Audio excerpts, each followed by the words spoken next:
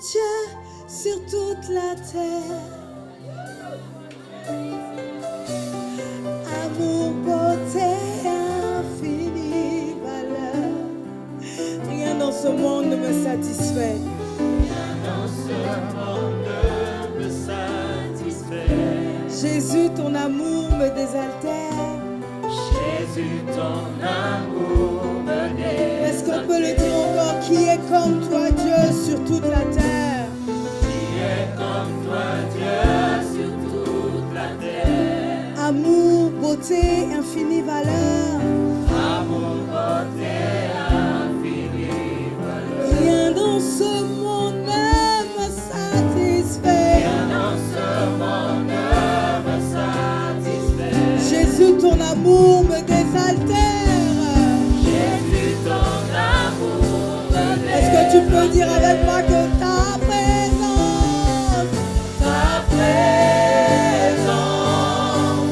est le ciel pour moi.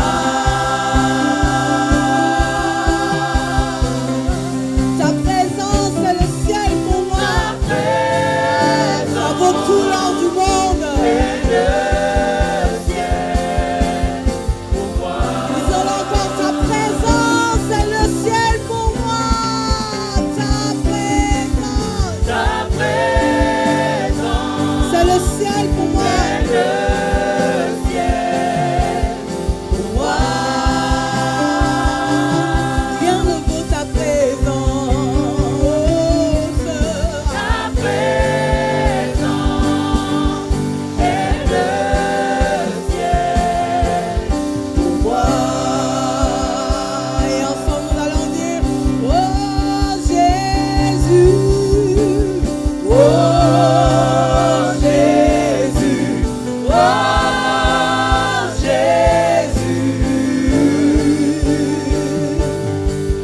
ta présence est le ciel pour moi. oh Jésus,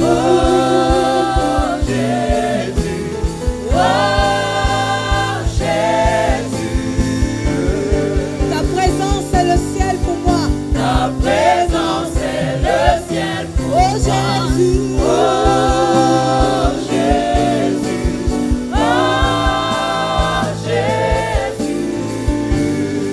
ta présence est le ciel pour moi. ta présence est le ciel pour moi.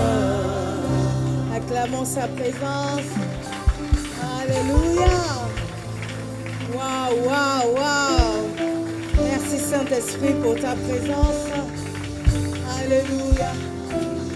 Tape dans la main de 5 voisins et dis-lui au nom de Jésus, tout va bien.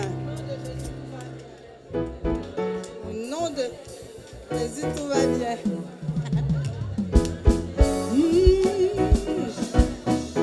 Comment ça va?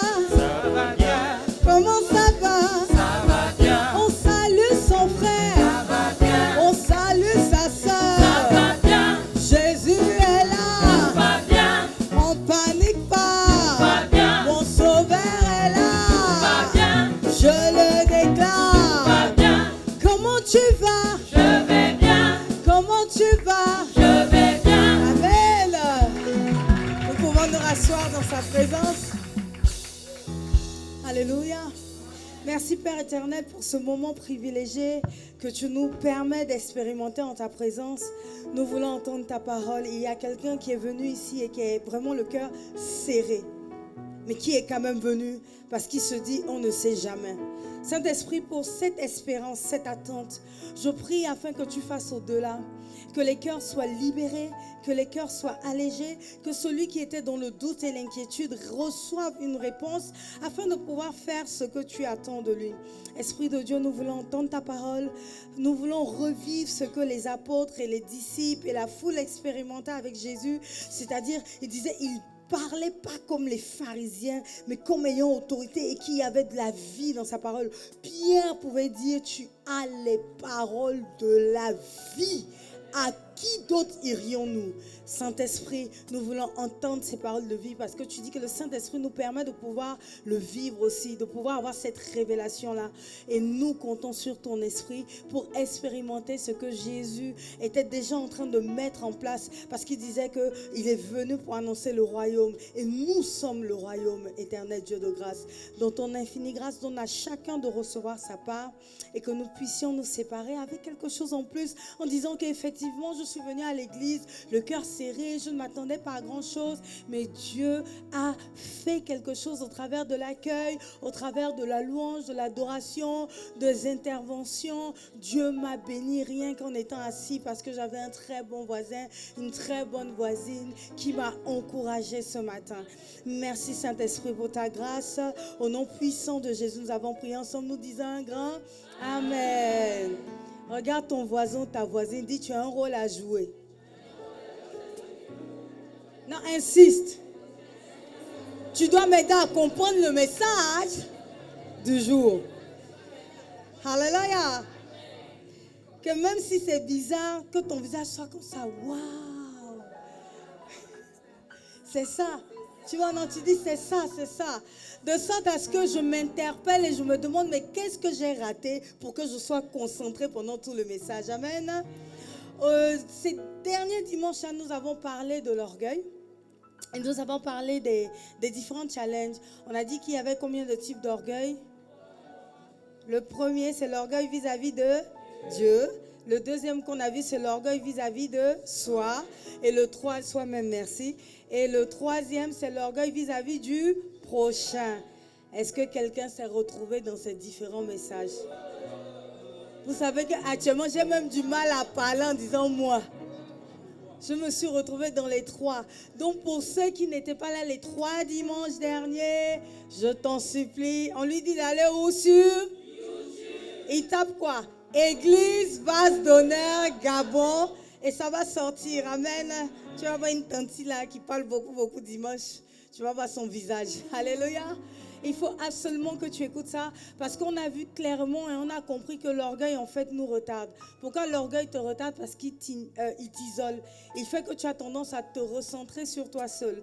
Donc il y a des vérités qu'on ne pourra jamais te dire, que tu ne pourras jamais entendre et tu vas continuer à perdurer dans la même attitude et donc produire le même fruit. Alléluia. Nous allons voir en fait d'abord, le pasteur Mohamed parlait de l'humilité qui ne produit pas l'élévation. Savais-tu qu'il y avait un type d'humilité qui ne produisait rien? Pour moi, l'humilité, c'est l'humilité. Donc, dès lors qu'on est dans une situation d'humilité, c'est qu'on produit l'élévation. Mais il y a des humilités, des positions apparemment humbles qui ne produisent rien. Je vais te parler de l'humilité du pauvre. Parce que tu sais, il y a un truc qu'on a à l'église. Dès qu'on tu dis, même en Afrique, quand tu dis, oh, il est pauvre, on dit pourquoi on considère ça comme une injure. Alors qu'il y a la pauvreté financière, il y a la pauvreté émotionnelle, il y a la pauvreté intellectuelle. Donc tu peux être riche mais être très pauvre intellectuellement. Tu peux être riche mais être pauvre émotionnellement. Alléluia. Donc lorsque nous disons le mot pauvre, ne nous comportons pas comme des gens qui ne comprennent pas le français. Ah, il faut là, tu as compris, non? Nous avons un esprit plus élevé. Certains même ont fait vœu de pauvreté. Vous savez que moi, une fois, j'avais prié pour faire vœu de pauvreté. Parce que j'étais convaincue que servir Dieu, ça veut dire se dépouiller littéralement de tout, ne pas rechercher les biens de ce monde et puis servir Dieu de façon authentique. Et au fond de moi, il y avait une petite parole qui disait, moi, je ne ferai pas comme les autres là. Je vais vraiment servir Dieu. Je n'ai pas besoin de voiture. Je n'ai pas besoin d'être connu. Je vais servir Dieu à mon niveau. Orgueil. C'est un orgueil apparemment humble. C'est de l'orgueil, hein? Et donc, pendant que j'étais en train de prier pour ça, le pasteur Mohamed avait commencé à nous exhorter. Déjà, il y a un truc qui m'a troublé. Avant, moi, j'entendais « heureux les pauvres ». Alors que la Bible dit « heureux les pauvres en esprit ». Ça veut dire celui qui est dans la position de « je ne connais rien ». Je n'ai pas l'esprit de Dieu, c'est celui-là dont Jésus parlait. Donc ça m'a déjà fait tiquer que, donc c'est pas la pauvreté littérale, donc on ne fait pas vœu de pauvreté. Et puis de prière, de fil en aiguille, d'observation et d'analyse en analyse, Je me rends compte que Jésus lui-même, est-ce que tu as vu comment Jésus traitait les pauvres dans la Bible? Qui a déjà vu un verset biblique où Jésus parle des pauvres? Qui a un verset qui lui vient en tête? Personne. Parce que dans ton esprit, Jésus s'occupait des pauvres. Vrai ou faux? Jésus prenait le temps pour les pauvres. C'est ce qu'on nous enseigne. On va arriver là-bas à la fin. Je laisse ça de côté. L'humilité du pauvre, c'est l'humilité qui te fait travailler l'humilité du paraître. Tu comprends l'humilité du paraître? Ça veut dire que quand tu arrives, déjà toi, tu vas observer la marque de la chaussure de l'autre. Et toi, au fond de toi, tu vas te dire non, même si moi j'ai les moyens, on vient à l'église, on n'est pas là pour montrer qu'on est supérieur à quelqu'un. Donc je viens avec la chaussure la plus bizarre. Regarde un autre truc. Je me souviens qu'à l'époque de Vase d'honneur, il y a quelqu'un qui s'était plaint parce que on avait reçu qu'on devait déménager, donc le loyer devait doubler. Et la personne a dit non, mais pourquoi on va louer une salle aussi luxueuse? À l'époque, c'était la salle la plus luxueuse de Côte d'Ivoire, d'Abidjan. Et que pourquoi on va louer une salle la plus luxueuse? On ne peut pas prendre l'argent là pour construire des orphelinats. On ne peut pas prendre l'argent là pour prendre la nourriture, pour aller donner aux pauvres. Et la personne a quitté l'église. Mais regarde aujourd'hui. Même si Vase d'honneur Kodesh paraît aussi luxueux que ça paraît, est-ce qu'ils n'ont pas plus d'impact? Non, regarde bien. En apparence, tu vas te dire pourquoi cette église est luxueuse. Pourquoi ils aiment les choses en haut, les choses en haut, les choses. Tu ne comprends pas que c'est ce que tu sèmes que tu récoltes. Le luxe qu'on présente à l'église n'est pas pour toi. Non. On le fait pour Dieu. Pour lui dire qu'on lui donne le meilleur. Lorsqu'on veille à ce qu'il y ait la climatisation, qu'on veille à ce qu'il y ait une belle décoration, c'est pas pour que tu viennes, hein? Non, c'est pour dire à Dieu, regarde le temple qu'on t'a préparé. Parce que la Bible dit que le paradis est jonché d'or. Quelqu'un qui vit dans l'or, qui marche sur l'or, tu veux qu'il vienne à ta réunion, qu'est-ce que tu lui présentes? Tu sais que lorsque tu reçois le président de la République à une cérémonie, il y a un fauteuil qui se déplace. S'il n'y a pas le fauteuil présidentiel, le président ne vient pas. Notre Dieu vit dans la gloire. La Bible dit que les rues sont pavées d'or. Lorsqu'on parle de son trône, on dit que ses pieds sont comme la pierre de jaspe. En même temps, c'est comme la fournaise ardente. On ne veut même pas le décrire. Et maintenant, lui, pour qu'il vienne chez toi, toi tu dis qu'il faut que l'endroit soit sale, qu'il faut que ça soit simple, qu'il faut que ça soit pauvre, qu'il faut que... Et tu t'attends à ce que Dieu vienne à ta... Regarde un exemple simple. Tu pries dans la saleté, ta chambre est désordonnée, tu ne la nettoies pas. Tu t'attends à quelle onction? Sors de là. Parce que regarde, ce que je te dis peut te paraître choquant. Un être humain, quelqu'un par exemple va te dire, le chef de l'État arrive chez toi, regarde ce que tu as fait. Tu vas même dépenser, changer le salon, tu vas tout nettoyer. Regarde comment tu fais. Ce n'est pas que tu es orgueilleux ou quoi que ce soit. C'est qu'en fonction de la personne que tu reçois, il y a un protocole minimum à mettre en place. Et tu prétends recevoir le Dieu des dieux dans la saleté. Est-ce que tu comprends?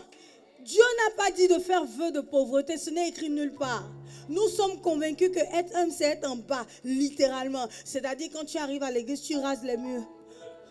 Oh, moi je suis humble, je ne cherche pas à saluer le pasteur. Oh. Comment ça fait un an tu viens, je ne te connais pas toi aussi? Ah, je ne connais même pas ton prénom. Je suis obligé de dire bien-aimé. Amen. Mais c'est qui? C'est qui? C'est qui? Arrête ça.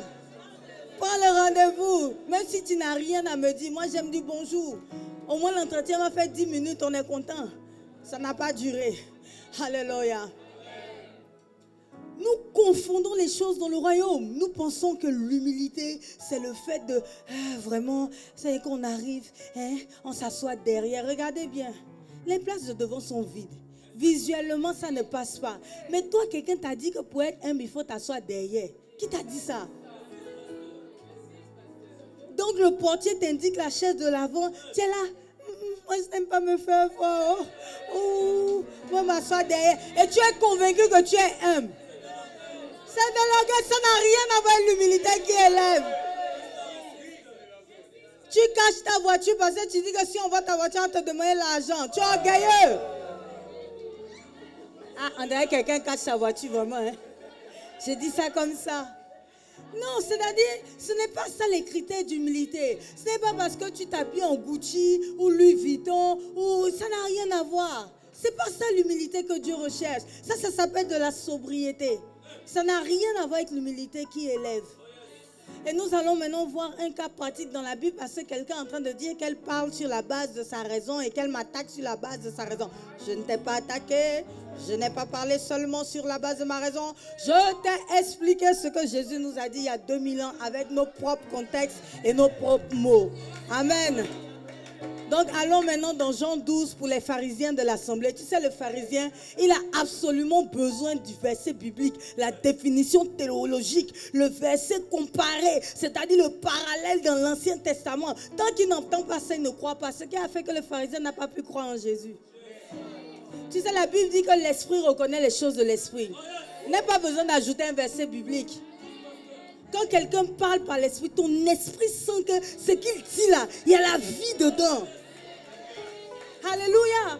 Ne soyez pas comme ça. Et quelqu'un qui lit sa Bible au quotidien, pendant moi, dès que quelqu'un commence à prêcher, mais il n'a pas besoin de verset biblique. Pendant qu'il parle, tel verset vient approuver, tel autre verset vient approuver, tel verset, je n'ai pas besoin de ça. Parce que nous sommes devenus paresseux. Nous ne lisons pas notre Bible. Nous venons à l'église, nous comptons sur le pasteur que c'est son rôle. Ce n'est pas notre rôle, hein. Oui, je te choque. Mon rôle est de t'aider, de te guider pour que tu ailles dans la voie. Mais ce n'est pas mon rôle de lire la Bible à ta place pour venir te dire ce qu'il y a dedans. Non.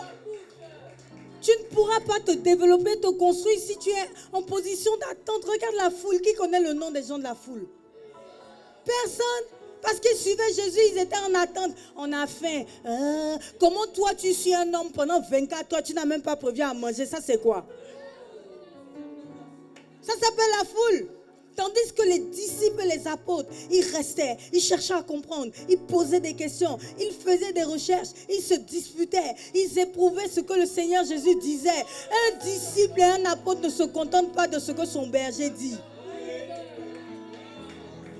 Tu ne peux pas espérer être de Dieu, recevoir de Dieu et te contenter de manger, d'avaler simplement ce que tu vois sur Internet, ce que tu vois à l'église. Tu ne pourras pas évoluer. Tu ne peux pas évoluer alors que, c'est-à-dire c'est que dimanche quand tu arrives à l'église que toi tu pries. Tu as besoin que Grécha vienne crier ici, Jésus, Jésus, Jésus. Il y a un souci.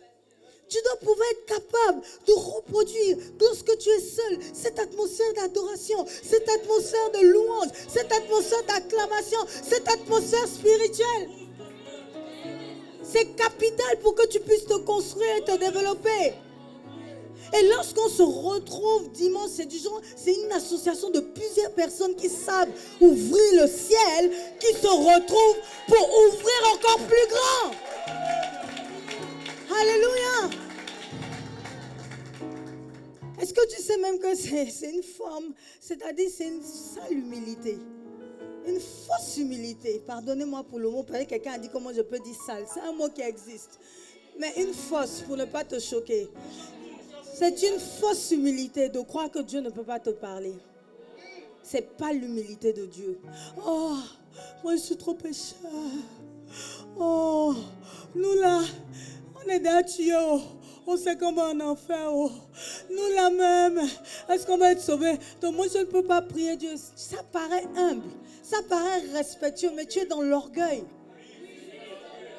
Parce que Jésus-Christ te dit clairement, on dit quoi? Jean 3,16.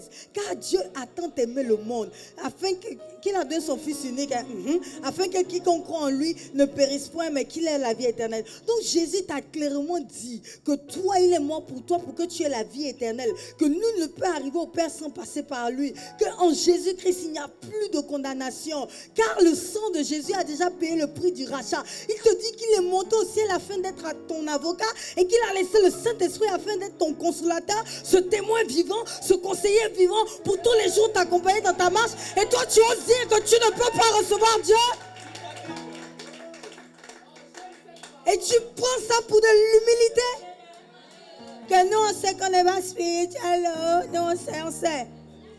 Cette humilité ne t'emmènera point dans l'élévation. Ça ne va pas t'emmener dans la transformation. Ça ne va pas permettre à l'Esprit de Dieu de te transformer. Par contre, L'humilité qui transforme, c'est celle du publicain qui arrive devant Dieu, qui confesse d'abord ses péchés à Dieu. Il ne se compare à personne. Le pharisien est venu dire, oh moi je prie, je jeûne 7 fois par jour, je suis ça. Il était orgueilleux, il n'a pas été exaucé. Cependant le publicain, donc celui qui est censé être mauvais, quand il est arrivé, il a dit à Dieu son état. Il n'a pas dit à un homme, il n'a pas dit au pasteur, pasteur prie pour moi, parce que ça ne va pas. Il a dit directement à Dieu, voici, je reconnais que je ne suis même pas digne d'être devant ta face, mais dans ton infinie grâce, je me tiens devant toi. Papa Dieu, c'est de cette humilité qu'il s'agit.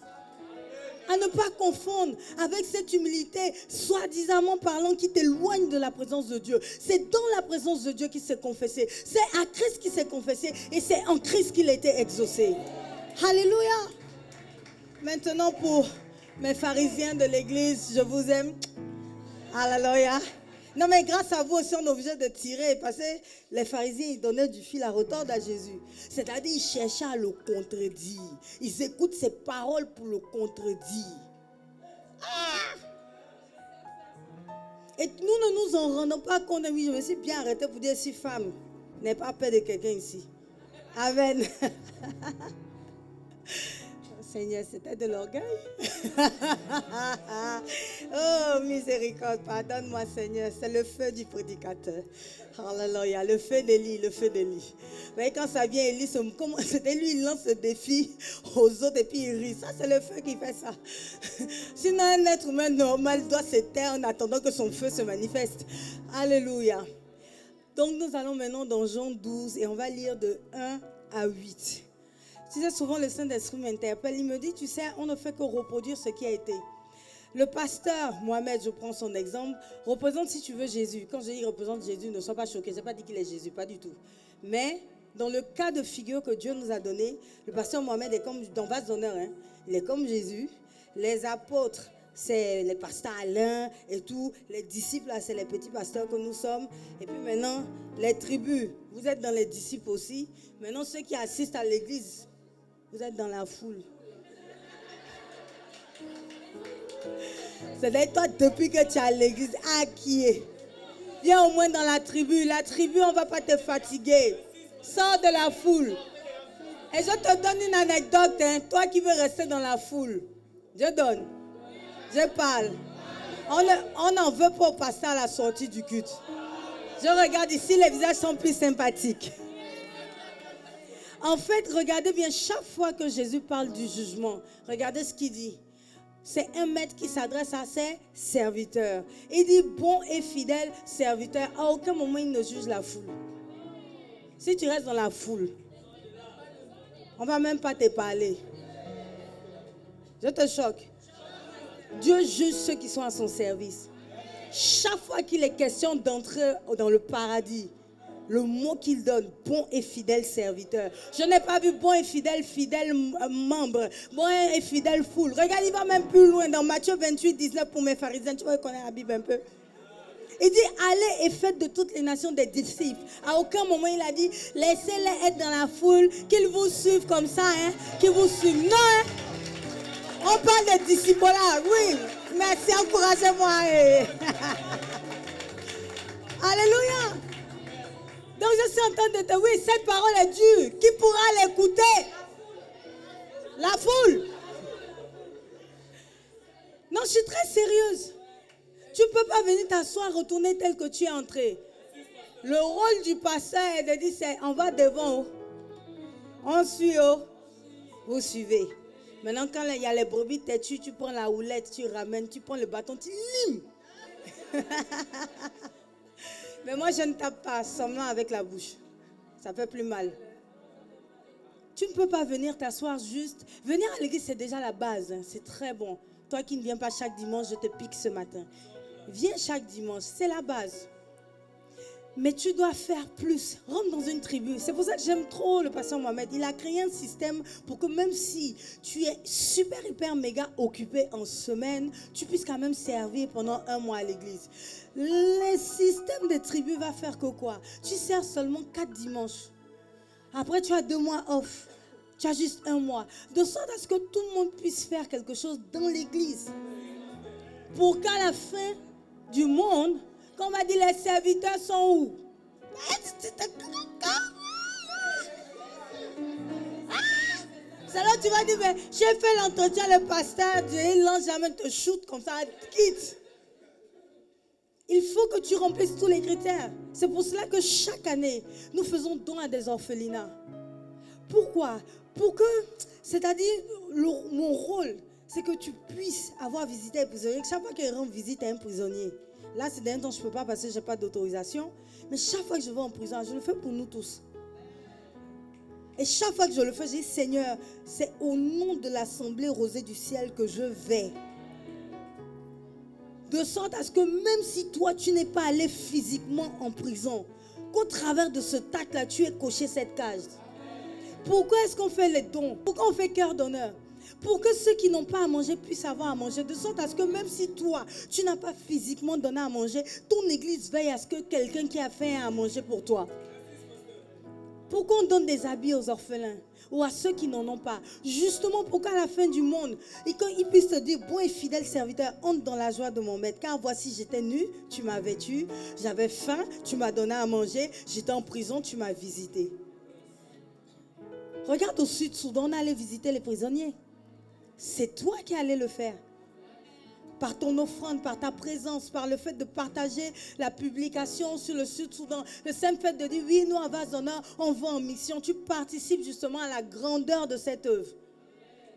C'est ça le rôle du pasteur. Veille à ce que tu coches les cases. Mais je ne peux pas te forcer. Maintenant, la partie serviteur, comment on fait? Si tu restes dans la foule, si tu restes juste dimanche, que tu te dis, oh moi je ne veux pas qu'on se mêle de ma vie à l'église, il y a le Congo, ça, oh. Mais excuse-moi, tu penses qu'au ciel, qu'est-ce qui se passe? Quand Dieu sait quelque chose, il garde pour lui, il ne dit pas à Jésus. Il ne dit pas au Saint-Esprit. Il ne dit pas aux anges. Oh! Quand c'est ça, tu ne parles pas de Congo, ça. Dans le Congo, ça au ciel, c'est juste que c'est un Congo, ça qui sauve. Le fait de parler autant n'est pas mauvais. C'est le but dans lequel on le fait qu'il y a un problème. Alléluia. Donc l'église fonctionne de la même façon. Allons dans Jean 12. Et on va lire de 1 à 8 et on va terminer par là. Donc t'inquiète pas. Le culte déjà tire à sa fin. Amen. Mais si on déborde, ça fait quoi? Oh là là. Tu vois, c'est comme quand tu es au travail, tu finis à 15h30, le client t'appelle à 15h30 pour te dire qu'il est là. Tu débordes, non? Donc, débordons aussi au church. Alléluia. T'inquiète pas, on déborde de 15 minutes, c'est tout. C'est pour le Seigneur. Alléluia. Allons dans Jean 12, on va lire de 1 à 8. On lit ensemble la parole du Seigneur à haute et intelligible voix. 6 jours avant la Pâque, Jésus arriva à Béthanie, où était Lazare, qu'il avait ressuscité des morts. Là, on lui fit un souper, Marthe servait, et Lazare était un de ceux qui se trouvaient à table avec lui. Marie, ayant pris une livre d'un parfum de nard pur de grand prix, oignit les pieds de Jésus et elle lui essuya les pieds avec ses cheveux. Et la maison fut remplie de l'odeur du parfum. Un de ses disciples, Judas Iscariote, fils de Simon, celui qui devait le livrer, dit, vous savez, je trouve que j'ai un peu papato. Chaque fois qu'il parle des autres, il met toujours des petits détails. Regarde par exemple quand Jésus leur a apparu, est-ce qu'il avait besoin de dire que Pierre était nu? C'est le seul qui précise que Pierre était nu, qu'il avait essayé de se plonger pour aller se rhabiller et tout. Sauf qu'il était très taquin. Anyway, allons à 5. Pourquoi n'a-t-on pas vendu ce parfum 300 deniers pour les donner aux pauvres? Il disait cela, non qu'il se mit en peine des pauvres, mais parce qu'il était voleur et que tenant la bourse, il prenait ce qu'on y mettait. Mais Jésus dit, laisse-la garder ce parfum pour le jour de ma sépulture. Vous avez toujours... Qu'est-ce que Jésus a dit? Cette parole est choquante. C'est une façon de dire, tiens, laisse les pauvres. Ils vont jamais, ça ne va jamais finir. C'est ce que ça veut dire. Que petit calme-toi. Les pauvres, là, il y en aura toujours. Tu vas te rattraper sur un autre. C'est un peu choquant. En fait, Judas, et je parlais à quelqu'un, parfois tu te laisses embarquer par des malauds.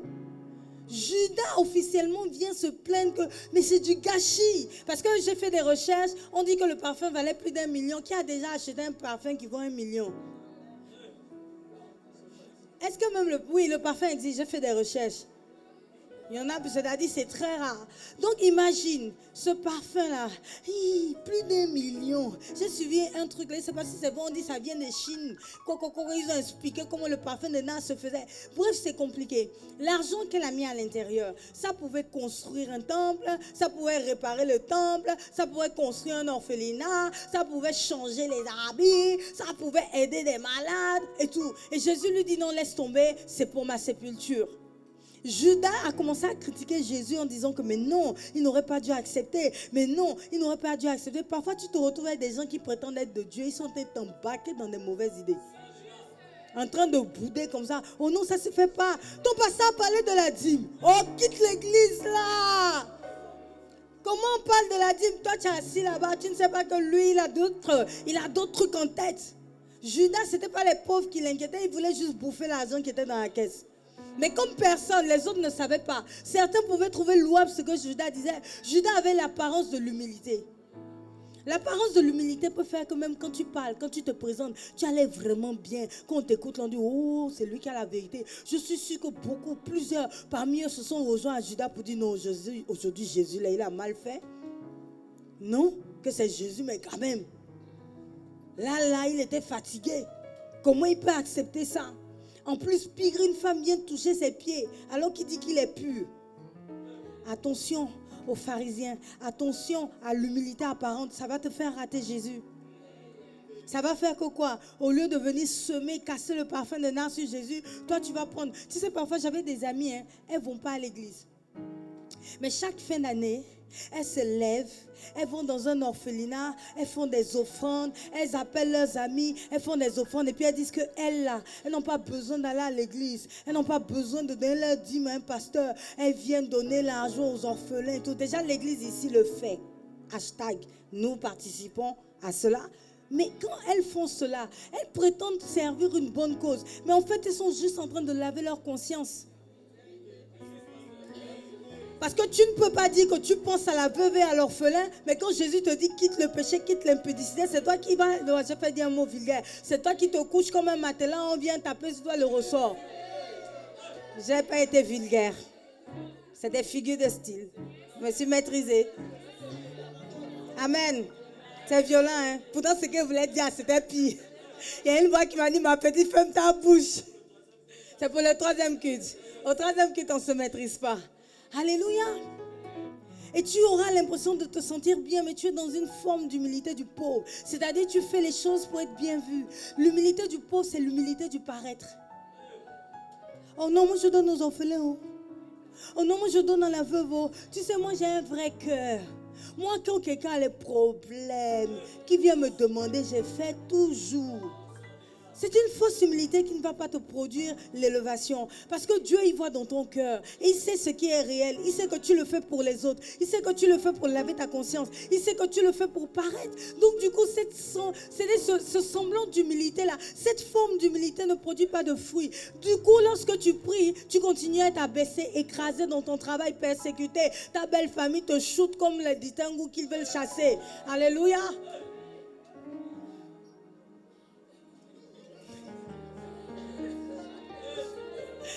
C'est la fin du message. Tout vient sur les femmes mariées. Que Dieu vous bénisse. Amen. En résumé, ne pensons pas à l'humilité du paraître. Et notre référence, ça doit être la Bible.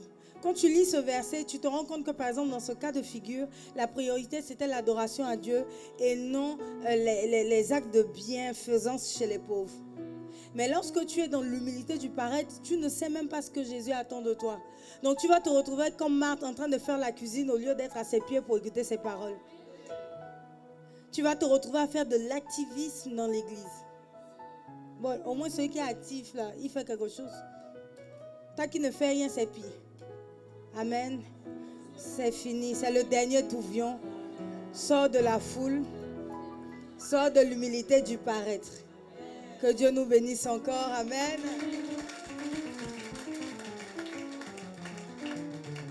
Merci Père éternel pour ce moment privilégié que tu nous permets de passer en ta présence. Saint-Esprit, des mots s'envolent. Mais c'est ta parole qui demeure, qui reste et qui arrive à produire du changement. Je prie, Esprit de Dieu, afin que derrière chaque parole, surtout là où chacun est ciblé, tu puisses venir marquer du sceau de ton esprit cette parole, afin que nos cœurs soient marqués à jamais et transformés, et que nous puissions refléter réellement ta gloire. Saint-Esprit, chaque fois que quelqu'un prie pour voir Jésus-Christ alors qu'il y a un chrétien à côté de lui, ça veut dire que nous, en tant que fils révélés, nous avons fauté. Parce que normalement, en nous voyant, tout le monde doit pouvoir dire non, j'ai vu Jésus. Non, je suis sûr que Jésus, à son époque, il était comme toi. Là, quand je te vois, je vois que c'est possible. Saint-Esprit, donne-nous de pouvoir réellement refléter ta gloire, d'être les fils révélés. La révélation attend avec un ardent désir. Le monde attend la révélation des fils, Saint-Esprit. Nous voulons être ces fils qui soient, mais vraiment, l'image, le reflet de ta gloire. Que dans le moindre détail, les petites choses, on puisse sentir la différence. Que ton onction fasse la différence sur nous. Que nos vies transformées fassent la différence. Et que ta gloire continue à se manifester au travers de nous sur la nation gabonaise dans laquelle tu nous as tous établis. Merci pour ta faveur, pour ta grâce, Père éternel, que l'ennemi ne puisse point venir par le doute, par les réflexions, les forteresses du raisonnement, les inquiétudes de la vie, ôter cette parole que tu nous as donnée et qu'elle puisse demeurer, que le Saint-Esprit puisse nous le rappeler, Saint-Esprit, et que nous puissions porter du fruit et refléter effectivement ta gloire. Au nom puissant de Jésus, nous avons prié ensemble, nous disons un grand Amen.